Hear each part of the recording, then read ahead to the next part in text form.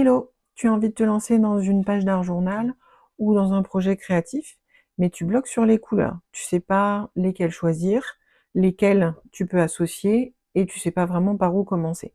Aujourd'hui, je te partage 5 méthodes différentes pour pouvoir choisir simplement tes couleurs et créer tes associations.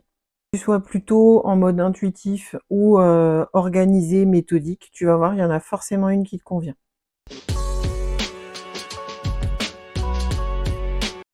Alors la première méthode, c'est de choisir ses couleurs en partant d'une image qu'on aime. Tu peux directement choisir dans une banque d'images que tu t'es déjà créée en découpant dans les magazines, en récupérant des pubs. Si tu as une banque d'images enregistrée sur ton ordinateur, tu peux aussi t'en servir pour te créer tes propres combinaisons de couleurs. L'idée, c'est à partir de ton matériel. Donc là, par exemple, je vais utiliser les Neocolor 2. Ça peut être des encres aquarellables comme les Distress Oxide. Ça peut être des crayons de couleur, des feutres, tes aquarelles. Tu vas partir de ce que tu as déjà en stock.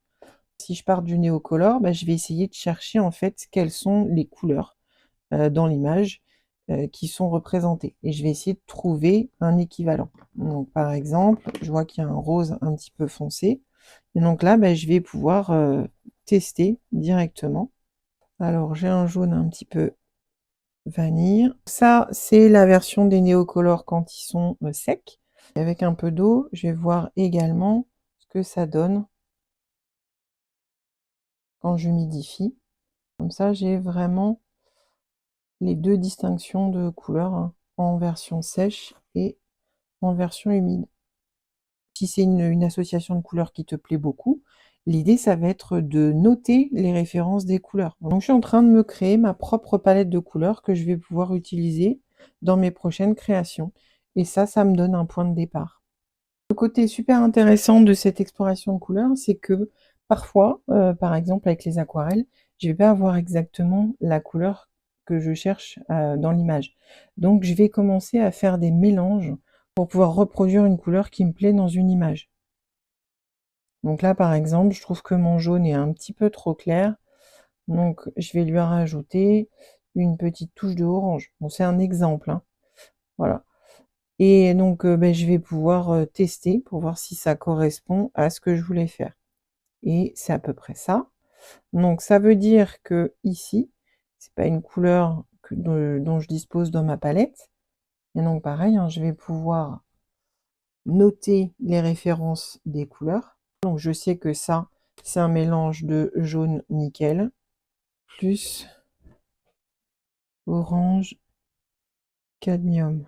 C'est une bonne façon de commencer à se créer ses propres associations de couleurs. Donc comme ça, vous avez une palette qui vous convient. Alors vous pouvez utiliser toutes les couleurs, certaines plus que d'autres. Donc on essaye aussi de chercher les dominantes.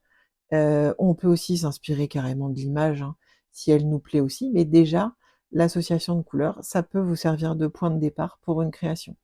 Et parfois, on a juste envie d'exprimer ce qu'on ressent. Et ça passe aussi par les couleurs. Donc ça peut être assez puissant en art journal. Donc en fonction de ce que tu ressens à l'instant T. Par exemple, quand on est joyeux, on va plutôt aller chercher des couleurs assez vives, printanières, donc du jaune, du vert, du orange. La tristesse, ça va plutôt être des teintes bleues, turquoises. Quand on est dans l'introspection, la sérénité, la recherche, on va plutôt retrouver des associations de violet, du beige. Si tu as envie d'exprimer ce que tu ressens dans ton art journal, soit tu cherches sur internet la correspondance en couleurs de ton humeur, soit tu réfléchis par rapport à ce que tu ressens, quelle couleur tu as envie d'utiliser pour l'exprimer. Donc ça, c'est un travail assez intuitif qui peut être intéressant aussi.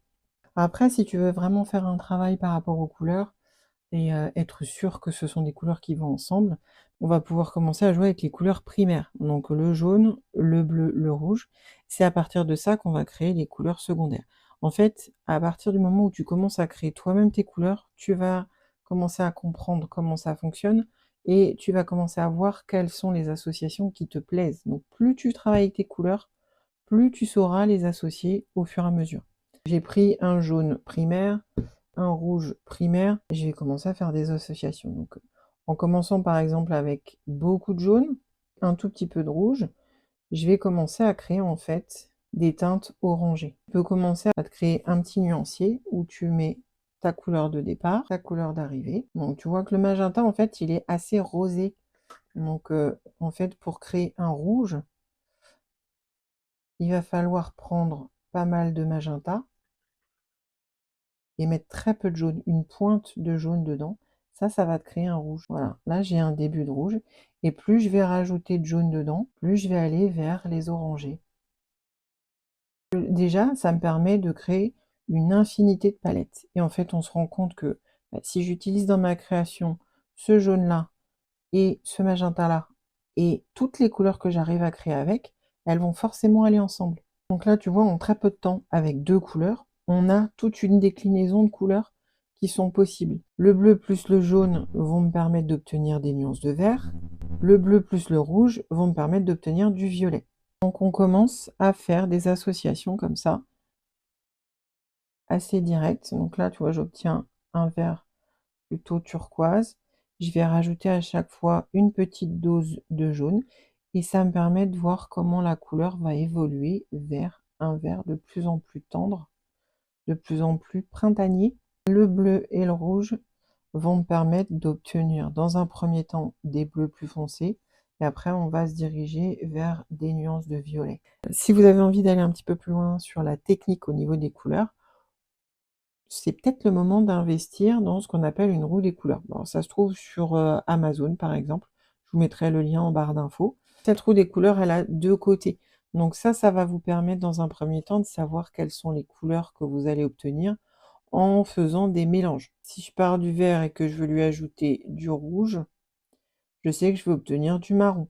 Déjà, ça va vous permettre de dégrossir un petit peu toutes les associations que vous pouvez faire. De l'autre côté, c'est une roue qui va vous permettre de faire une sélection de couleurs qui vont ensemble. Donc si je pars toujours de mon orange, donc je peux choisir un orange moyen, clair ou foncé. Je peux associer 2 couleurs ensemble, le orange et celle qui est pile en face. Ça, c'est sa complémentaire. Et ensuite, vous pouvez jouer avec les schémas. Donc, vous avez les splits complémentaires, c'est-à-dire que vous suivez le triangle. On prend la couleur qui est au bout de chaque pointe du triangle. Du orange-rouge, on peut l'associer avec un bleu et un vert. On a le triangle triade qui est un petit peu plus élargi. Donc le orange va aussi aller avec du bleu violet et du vert jaune. Si vous cherchez roue des couleurs dans votre navigateur internet et que vous demandez un résultat sous forme d'image, déjà vous allez obtenir pas mal de choses, des ressources pour explorer un petit peu plus avant les couleurs. Vous allez trouver des roues des couleurs comme par exemple celle-ci. Si je clique sur voir l'image, je vais la voir en grand. Donc ça me permet d'avoir un petit rappel de ce qu'on a vu avec la roue des couleurs que je vous ai montré. Il y a également, je vous mettrai le lien en barre d'infos, une roue, dynamique. Donc vous cliquez sur une couleur dans la roue et vous allez avoir directement sa complémentaire. Donc si je choisis par exemple un orange, dans le cercle extérieur, je vais pouvoir choisir l'intensité de la couleur. Voilà, donc ça va modifier, la complémentaire qui lui correspond.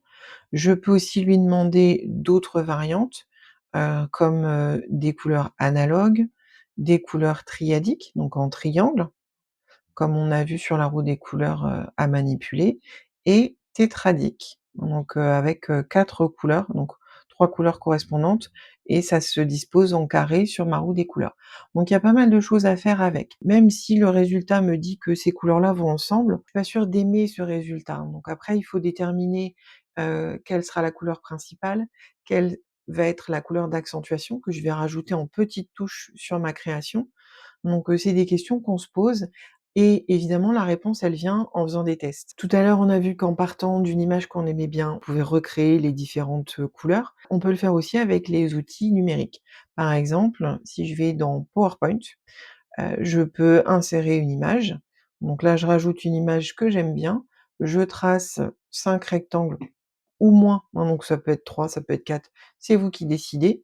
Et donc ces rectangles, je vais les remplir avec les couleurs qui composent l'image. Alors je vous montre l'astuce pour ça.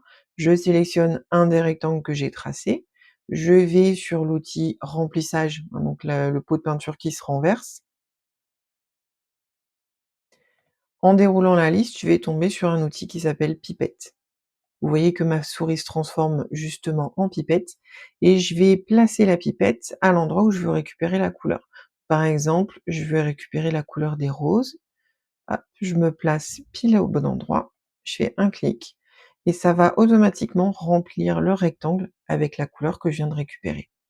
Donc, vous pouvez vous créer vos propres palettes de couleurs avec les images que vous aimez. Si vous n'avez pas PowerPoint, vous pouvez aussi le faire avec l'outil Canva. Là, je suis sur la version gratuite, donc il y a rien à payer. On part d'une page blanche, on ajoute pareil une image qu'on aime bien, on trace, autant de rectangles que nécessaire et donc je sélectionne un des rectangles. Alors là, ça se passe en haut, je vais cliquer sur la roue des couleurs là-haut, donc sur le petit point de couleur. Ça m'affiche un volet sur la gauche. Je vais cliquer de nouveau sur la roue des couleurs, celle qui a un plus et là, je vais avoir accès à l'outil pipette. Donc je clique dessus et comme dans PowerPoint, je vais balader ma souris sur l'image jusqu'à tomber sur la couleur que je veux récupérer. Par exemple, le vert des feuilles. Hop, voilà, je me suis fait un combo couleur en partant d'une image que j'aime bien. Donc déjà, j'ai une bonne inspiration de départ, j'ai juste à récupérer les couleurs. Et ça, bah, une fois que tu les as, tu retournes à ta table de création et tu essayes de recréer ces couleurs avec le matériel dont tu disposes. Alors c'est vrai que ça demande un peu de temps. Si tu veux quelque chose d'encore plus rapide, sur internet, il existe déjà des combinaisons de couleurs toutes prêtes. Il y a juste à les trouver, par exemple en utilisant Pinterest.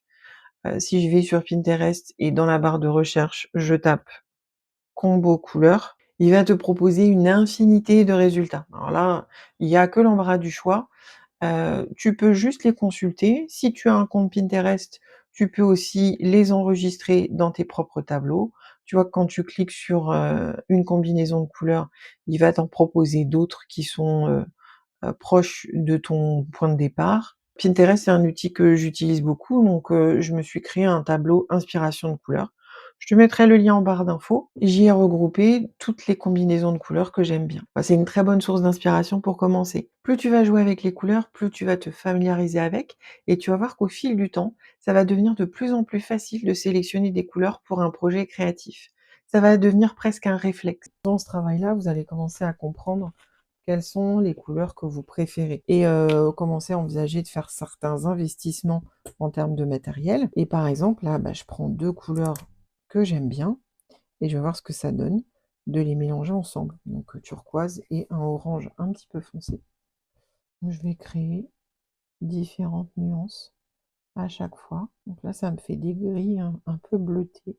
Là, je prends un orange beaucoup plus clair qui s'appelle jaune d'or. C'est là que c'est important de noter sur ces feuilles de test les teintes qu'on utilise pour pouvoir s'y retrouver les prochaines fois. Je vais me rendre compte que je vais commencer à créer d'autres nuances de vert, des verts beaucoup plus doux, presque sauge en fait. Donc c'est à vous de faire vos essais. Cette couleur de vert que je suis en train de créer, elle est basée sur ce orange et ce bleu. Bah, si je les associe dans une création, tout va forcément aller ensemble. C'est une association que j'aime beaucoup et que j'ai d'ailleurs utilisée sur cette page-là. Donc j'ai d'abord fait une recherche sur les associations que je pouvais faire, les teintes que je pouvais créer avec ce orange et ce bleu-là, ce qui m'a permis de créer ce fameux vert. Et donc là, bah, vous voyez, tout s'accorde puisque toutes les couleurs ont été créées ensemble. J'espère que cette vidéo vous a plu et vous a été utile. Maintenant, c'est à vous de jouer. À bientôt!